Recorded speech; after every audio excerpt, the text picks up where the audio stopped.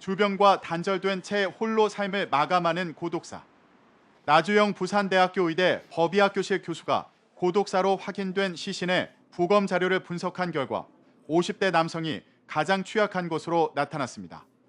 15일 학계에 따르면 나 교수는 한국보건사회연구원 학술지 보건사회연구 최신호에 이 같은 내용이 담긴 논문 법의부검 자료를 통한 대한민국 고독사에 관한 고찰을 게재했습니다. 이번 연구는 2017년부터 2021년까지 시행한 660사건의 법의부검 자료를 바탕으로 했습니다. 법의부검 자료는 경찰의 수사 자료 및 부검 결과가 포함돼 죽음을 설명해주는 가장 적확한 자료라는 평가를 받고 있습니다. 이 기간 동안 목격자 없이 사망하고 사망 후 3일 이상 지난 뒤 발견된 고독사 사례는 총 128건이었습니다. 성별로는 남성이 108명으로 여성보다 5배 이상 많았습니다. 연령대로 따지면 50대 51명, 60대 30명, 40대 28명, 20대 2명 순이었습니다. 나이와 성별을 종합하면 50대 남성이 44명으로 가장 많았습니다. 숨진 뒤 시신이 발견되기까지는 평균 26.6일이 걸렸습니다.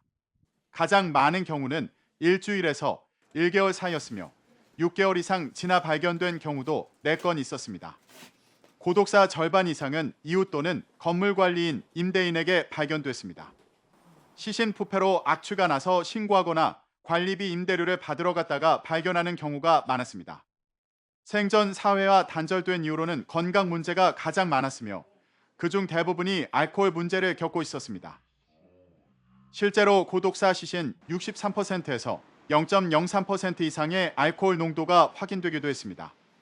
다음으로 경제 문제, 가정폭력 등 가정 문제가 뒤를 이었습니다. 나 교수는 이번 조사에서 특히 50대 남성이 고독사의 가장 많은 대상이 되는 것에 대해 건강관리 및 가사노동에 익숙하지 못하며 실직, 이혼 등으로 삶의 만족도가 급격히 감소하는 연령대인 점을 강조할 수 있었다고 설명했습니다.